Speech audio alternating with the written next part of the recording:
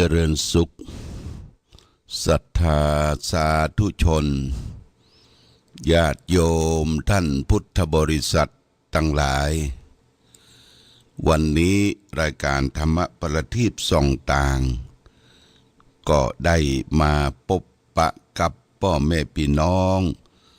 ศรัทธาสาธุชนญาติโยมแห่งครั้งหนึ่งวันนี้เป็นวันศุกร์ที่1 เดือนธันวาคมพุทธศักราช 2566 ซึ่งตรงกับเดือนยี่เหนือเดือน12 ไต้แรม4 ค่ำเป็นวันศุกร์เป็นวันสุดท้ายของสัปดาห์และก็เริ่มต้นเป็นวันที่1 เดือนธันวาคมเป็นวันเดือนสุดท้ายของปีพุทธศักราช 2566 ซึ่งโอกาสปีนี้ก็สิ้นปีอากาศก็หนาวแต่ยังดีขึ้นมาหน่อยหนึ่งอากาศหนาวคืออากาศที่ดีเป็นอากาศที่บริสุทธิ์ในช่วงนี้เวลานี้เพิ่งก็ยังบ่ฮือเผาฟืนเผาไฟหมอกควันไฟที่เป็นพิษมันก็จะเกิดมีขึ้นกับพี่น้องศรัทธาประชาชนญาติโยมที่ได้ผลกระทบจากการเผาป่าเผาไฟเผาขี้เหี้ยขี้กงอันขี้เหี้ยขี้กงที่เฮาได้จากหรือได้ตัดทางที่ดีก็ควรจะฝังกลบนะคำว่าฝังกลบนี่ก็คือเอาฝังลงดินเอาดินเข้ากลบแล้วก็จะเป็นปุ๋ยเป็นฮิวมัสต่อไปนี่ญาติโยมท่านสาธุชนทั้งหลายก็ทำให้เป็นธรรมชาติเกิดขึ้นถึงเมืองนอกนะเมืองนอกนี่อากาศดีอย่างประเทศทางยุโรปทางอเมริกานี่ญาติโยมเปิ้นบ่เผาป่าบ่เผาขี้เหี้ยขี้กงแต่มีไฟป่าเกิดขึ้นอยู่ไฟป่าที่เกิดจากไม้มันทับถมหล่นลงมาตอนนี้ทางยุโรปเนี่ยไม้จะเหลือก็แส้ก็ก้านนะเป็นฤดูใบไม้ร่วงหมดนะเรามองไปทางไหนก็มีแต่ไม้บ่มีใบไม้มันร่วงเพราะหน้าหนาวแล้วก็มีหิมะตกขาวโพลนไปหมดญาติโยมแต่อากาศเปิ้นดีอากาศเปิ้นดีหลวงพ่อได้เดินทางไปเกือบจะ20 วันเนี่ยบ่เจ็บบ่ไข้บ่ป่วยระบบการหายใจเดินดีหายใจเข้าคล่องดีบ่อิดบ่ออดแล้วก็ไม้เต้าที่เฮาเคยใช้ตั้งวัดตั้งวาตั้งบ้านเฮานี่ไปปุ้นก็เลยสวะไม้เต้าไปนั่งเป็นเก้าเป็นกันที่ไหนก็นั่งคดถวายได้ญาติโยมแต่มาบ้านเฮานี่คดถวายยังบ่ได้กูเตื้อนั่นก็เฮานั่งเก้าอี้เก้าหยังไปรับกินรับตามนี่พอที่จะคดถวายได้ในช่วงระยะครึ่งชั่วโมงหรือชั่วโมงนี่ได้อยู่เพราะอย่างเพราะว่าระบบการหายใจอาหารการกินทุกสิ่งทุกอย่างที่เฮาได้ไปปะไปพบได้ไปสัมผัสก็ทำให้สุขภาพร่างกายดีขึ้นหน้าตาก็เปล่งปลั่งมีเนื้อมีนวลบ่าหน้านิ้วคิ้วขมวดญาติโยมท่านสาธุชนทั้งหลายอันนี้เป็นเหตุการณ์ที่ได้ไปประสบพบปะมามาจาให้ญาติโยมท่านสาธุชนทั้งหลายรับทราบรับฟังบ้านเปิ้นเมืองเปิ้นเป็นบ้านที่สะอาดสะอ้านเก็บอย่างไว้เป็นสัดเป็นส่วนบ้านเฮาก็ต้องประยุกต์ก้อยทำไปญาติโยมในบ้านในจองวัดวาอารามสถานที่พัดเพี้ยวพัดกวาดช่วยกัน บ่ควรที่จะเผานะคือฝังกลบญาติโยมเอาขุดลงหลุมเห็นน้อยแล้วก็เอาขี้เหี้ยขี้โกงไปฝังลงไปกบลงไปมันก็จะเป็นปุ๋ยธรรมชาติเกิดขึ้นกับต้นไม้ต้นตอกในสถานที่นี่ก็บอกกล่าวให้แก่ศรัทธาสาธุชนญาติโยมทั้งหลายวันนี้วันศุกร์วันที่1เมื่อคืนเบิดก็จะมีรายการวันศุกร์ธรรมะวันศุกร์ได้มาพบกับญาติโยมท่านสาธุชนแห่งครั้งหนึ่งจะได้มาทำน้ำมนต์แปลงน้ำมนต์ออนไลน์ฝากไปให้แก่พ่อแม่พี่น้องศรัทธาสาธุชนทั้งหลายที่ยังคิดเรียกว่าคิดถึงกันคิดถึงง่อมก็จะได้แปลงน้ำมนต์ฝากไปให้แก่ญาติโยมท่านสาธุชนทั้งหลายวันพรุ่งนี้วันเสาร์นะวันเสาร์วันที่2ก็จะมีการขึ้นไปไหว้พระทำวัดสวดมนต์ไหว้พระแปะเชิญชวนพี่น้องญาติโยมชมรมผู้ปฏิบัติธรรมประจำวันเสาร์ได้ขึ้นวัดที่สำนักปฏิบัติธรรมบ่ฮือละเลยว่างเว้นในการประพฤติปฏิบัติธรรมบ่ฮือได้ไปประมาทวันนี้เป็นวันสอบนักธรรมโทนักธรรมเอกวันที่3ญาติโยมวันที่3วันที่4พรุ่งนี้เป็นวันสุดท้ายภาคเจ้าเฮาก็มาปฏิบัติธรรมไหว้พระสวดมนต์ด้วยกันแล้วก็รับประทานอาหารด้วยกันแล้วก็ลงไปร่วมกันต้อนรับคณะประสงค์ถวายภัตตาหารเพลดูแลครูบาอาจารย์พระเจ้าประสงค์สามเณรที่ไปสอบธรรมกันประมาณ100 กว่ารูปทั้งพระทั้งเนนทั้งคณะกรรมการผู้ควบคุมห้องสอบวันที่2นะวันพุธในวันที่2วันเสาร์ที่2วันที่3นี่ญาติโยมก็ไปนอนกันได้เด้อคือไปนอนประพฤติปฏิบัติธรรมที่สำนักปฏิบัติธรรมเป็นวันที่3เด้อญาติโยมวันนั้นบอกไปว่าเป็นวันที่4เลื่อนมาเป็นวันที่3วันอาทิตย์ที่3ที่4ที่5เอาไปบวชเนกขัมมะชีพราหมณ์นุ่งขาวห่มขาวเพื่ออุทิศส่วนกุศลถวายแด่พระบาทสมเด็จพระเจ้าอยู่หัวรัชกาลที่9วันที่5เป็นวันพระราชสมภพของพระองค์ท่านเป็นวันประสูติของพระองค์ท่านรัชกาลที่9เป็นวันพ่อแห่งชาติวันที่6เมื่อเจ้าก็อำลาสิกขากันก็เชิญชวนญาติโยมที่จะไปได้ไปก็เกียมครอบเกียมครัวผ้านุ่งทรงอย่างต่างๆก็คือมันปออุดอุ่นเพราะว่าหน้านี้เป็นหน้าหนาวก็มาเจ้าน้อยญาติโยมจะไปนอนกันที่วัดปฏิบัติธรรมก็มาเจ้ามาดูสถานที่ห้องที่ฮับที่พักผ่อนทางวัดก็จะได้บริการอาหารบริการน้ำปานะคือแก่ศรัทธาญาติโยมผู้ปฏิบัติธรรมวันที่3เด้อญาติโยมวันที่3ที่4ที่5แต่บ่มีใบอย่างไปบอกเพียงแต่ประกาศทางวิทยุชุมชนคณะสงฆ์อำเภอฝางเฮา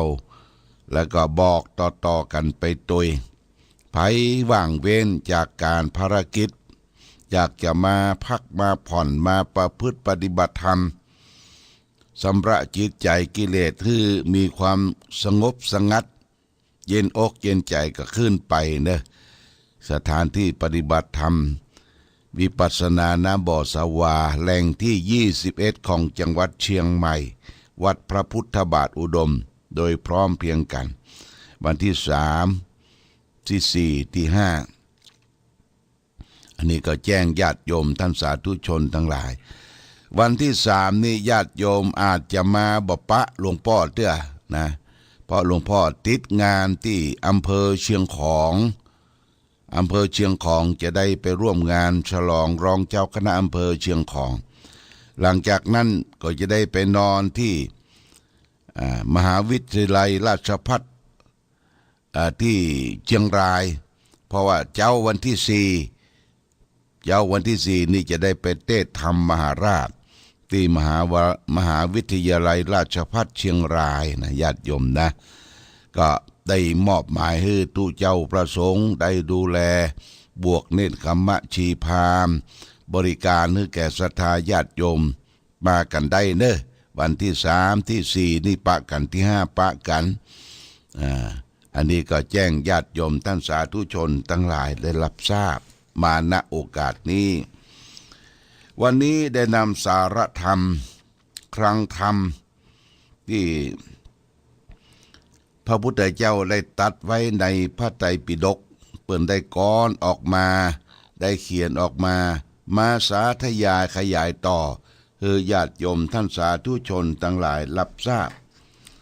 วันนี้เอาเรื่องของกุลชรกถาว่าโดยช้างตกลมนะช้างตกลมตกโคนญาติโยม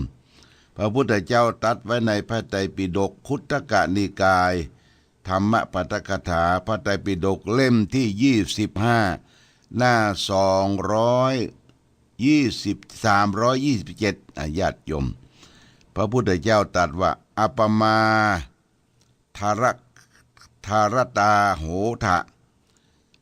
สจิตตะมนุษย์ทุกขรขะทุกขาอุทธรตะตานังปังเกสันโนวะกุญชโรแปลว่าท่านทั้งหลายจงยินดีความไม่ประมาทคอยรักษาจิตของตนไว้จงถอนตัวขึ้นจากลมเหมือนช้างที่ตกลมถอนตัวขึ้นพื้นจากลมฉะนั้นนี่พระพุทธเจ้าตรัสไว้นะญาติโยมอัปปมาทรโตโหทะท่านทั้งหลายจงยินดีความไม่ประมาทสจิตตะมนุระรักขทะคอยรักษาจิตของตนไว้ทุกขาอุทธระตัตตานังจงถอนตัวขึ้นจากลมบังเกมันโนวะกุญชโรเหมือนช้างที่ตกลมถอนตัวขึ้นจากลมฉะนั้นพระพุทธเจ้าเปิ้นเน้นญาติโยมเน้นความไม่ประมาทรักษาประคองจิตของตนไว้จิตใจจะเพื่อมันกวัดมันแกว่งลิงลู่ไปเรื่องนั้นเรื่องนี้ญาติโยมคำว่าจิตใจมันกวัดมันแกว่งลิงลู่นั้นเพราะเรารับอารมณ์อยู่2อารมณ์ถึงวันนี้นะเปิดประตูรับอารมณ์หนึ่งเรียกว่าอิทธารมณ์คืออารมณ์ที่น่าปรารถนาอารมณ์ประการที่2คืออนิทธารมณ์คืออารมณ์ที่บ่น่าปรารถนา ทีนี้เมื่อเรารับอารมณ์แล้ว ทั้งดีทั้งชั่วพระพุทธเจ้าว่าจะไปมั่วกับมันคือรักษาจิตประคองไว้จะได้ไปประมาทเนี่ยญาติสารมญาติโยมอารมณ์ที่น่าปรารถนาเรียกว่าอิทธารมณ์ที่ว่าประคองจิตไว้นั้นบ่ฮื้อวันไหวต่ออิทธารมณ์คืออารมณ์ที่น่าปรารถนาคือสิ่งที่มากระทบทางตาทางหูทางจมูกทางลิ้นทางกายทางใจพระองค์ตรัสว่าฮื้อสำรวมรักษาจิตประคองจิตไว้เมื่อรูปมากระทบกับตาหูได้กระทบกับเสียงจมูกได้กระทบกับกลิ่นลิ้นได้กระทบกับรสกายได้สัมผัสกับโผฏฐัพพะในสิ่งที่มาสัมผัสทางกายทั้งกระด้างแข็งอ่อนนุ่มนี่ญาติโยมตามากระทบทางเรียกว่ารูปมากระทบทางตารูปนี้มี2รูปในโลกเนี่ยญาติโยมมี2รูปสวยกับรูปไม่สวยรูปงามกับรูปไม่งามถ้ามากระทบกับตาแต่ถ้ารูปสวยถ้าเราไปเพลิดเพลินยินดีต่อรูปสวยนั้นคลั่งไคล้ไหลหลงต่อรูปสวยจดงดงาม ทำให้จิตเฮาฟุ้งซ่านปรุงแต่งเป็นเวทนาความรู้สึกว่าเวทนาอยากได้รูปอยากได้หันรูปติดตามลำตัวเปิ้นไปที่ไหนก็ติดตามลำตัวไปพอรูปที่สวยที่หล่อที่งามนี่เฮาติดอยู่ในกรรมคุณกับรูปล่ะกับรูปที่มาสัมผัสกับตาหูเป็นอายตนะภายในได้สัมผัสกับเสียงที่เป็นอายตนะภายนอกเสียงก็มีสองเสียงญาติโยมเสียงที่ม่วนกับเสียงที่บ่ม่วนเสียงที่ม่วนเหมาะสนอหูกำอูกำจากำเทศนากำส่องกำสั่งกำสอนบางคนติดกับเสียงนี่ญาติโยมติดกับเสียงลั่งคั่งไข่ลงไหลกับเสียงวันไหนบ่ได้ยินเสียงนี้อยู่บ่ม่วนอกบ่ม่วนใจเช่นตุเจ้าเปิ้นเทศนาต้องเปิดวิทยุรับการรับฟังได้ฟังยังบ่เตื้อนะต้องโทรไปแหมโทรไปแอนบอกเขาเปิ้นว่ารับฟังอยู่เด้อญาติโยมนะนี่คือติดอยู่ในเสียงนะติดอยู่ในเสียงหรือได้ยินเสียงตัวเก่าก็มัวเมากับเสียงตัวเก่าพระพุทธเจ้าสอนว่าเมื่อเฮาได้สัมผัสกับเสียงแล้วจะไปหลงไหลข้างใครพิจารณานี่เสียงดีนะเสียงที่มันบดีเสียงกระโชกโคกห้ากำคิงหาบ่าไอกำพรุสวาจาพรุสวาจาคือกำที่ฟังแล้วมารื่นหูบ่รื่นหูกำแจ้งจักหักกระดูกกำติจินนินทาทำจิตใจจะไปโคดไปเกียดกับเสียงเหล่านั้นทำจิตใจให้มั่นคงอยู่ตรงกลางญาติโยมนะสำรวมรักษาหูของเฮาเนี่ยสำรวมรักษาระวังเสียงที่มากระทบกับหูของเฮาเนี่ยจะไปปรุงแต่งจะไปคลั่งไคล้จะไปเกลียดกับเสียงหรือแปลงเสียงธรรมดาเป็นได้สัมผัสได้ฟังแล้วก็ทำให้จิตใจเป็นธรรมดาคมไว้พยายามไว้ญาติโยมกลิ่นญาติโยมอันดับ3กลิ่นนี้มี2กลิ่นกลิ่นเหม็นกับกลิ่นหอมก็อาจอธิบายให้ท่านทั้งหลายรับทราบว่าเมื่อได้รับสัมผัสกับกลิ่นหอมที่หน้าดมหน้าดอมจะไปสูดจมูกไล่เปิ้นโดยก้นเปิ้นไปหรือกลิ่นที่มันเหม็นจะไปเกลียดจะไปจะไปรังเกียจเดียดจ้ากับกลิ่นเหม็นทำใจให้ตรงกลางรสอาหารก็เหมือนกันเนี่ยอันดับที่4รสรอเรือสอเสือรสอาหารรสเผ็ดรสเค็มรสจืดรสจางรสอร่อยรสบาอร่อยเนี่ยเราบางคนกินข้าวกินอาหารเนี่ยหีบน้ำแกงพูดแยะปากด้วยแจ๊บญาติโยมแล้วก็โอ้วันนี้อย่างมันลำถูกรสถูกลิ้นเรียกว่าเฮาติดอยู่ในรสแล้ววันนี้กินอาหารมันเผ็ดมันเค็มมันจืดไปเดือดดาลบัลลัมวันนี้บัลลัมเนี่ยกินบัลลัมเนี่ยเฮาก็มีความโกรธความโกรธกับรสอาหารที่ได้สัมผัสกับลิ้นเพราะนั้นเพื่อสำรวมญาติโยมอย่างครูบาอาจารย์ท่านได้ประพฤติปฏิบัติธรรมเปิ้นเอาอาหารมารวมกันเนี่ยนะตักรวมกันเรียกว่าสูนกันท่านน่ะทางอาหารหวานข้าวสูนกันเหลืองพ่องแดงพ่องแล้วก็เอามือขยุ่มหรือเอาจ้อนตักรวมฉันรวมในบาทเนี่ยเปิ้นบ่ฮืดติดในรสอาหารว่ามือมันเผ็ดมันเค็มมันจืดมันจางบ่ฮู้เรื่องแต่คือมันเป็นประโยชน์ต่อร่างกายเมื่อสัมผัสกับรสอาหารแล้วเอากลืนลงลำคอในญาติโยมมันเข้าไปดูอยู่สู่ลำไส้เราเนี่ยมันก็ไปแยกธาตุอันใดที่ไปบำรุงเลือดอันใดที่บำรุงสมองอันใดที่ไปบำรุงร่างกายอันใดที่จะขับถ่ายออกมาเนี่ยมันก็ไปเป็นโรงงานใหญ่นะในท้องเราเนี่ยเพราะฉะนั้นเปิ้นบ่ฮืดติดในรสอาหารญาติโยมจะจืดจะจางจะเผ็ดจะเค็มก็ฮือเสมอตัวฮือคมจิตคมใจพยายามจะไปตามใจกิเลสโพธพะตัวที่5สุดท้ายคือสิ่งที่มากระทบ ร่างกายที่นอนที่นุ่มที่นวลอย่าไปติดกับความสุขกับการนอนการนุ่มกับนวลญาติโยมนะอันนี้ก็โดยเฉพาะอย่างยิ่งเรารักษาศีล 8เนี่ยเปิ้นบ่ฮื้อนอนที่นอนอันนุ่มนวลที่ยัดด้วยนุ่นหรือสำลีก็เอาผ้าอย่างมาปูแล้วก็นอนไปนั่นเป็นผ้าแลบผ้าขาวเพื่อร่างกายเฮาเนี่ยมันจะได้นอนอยู่ตรงมันจะไม่ได้ยุ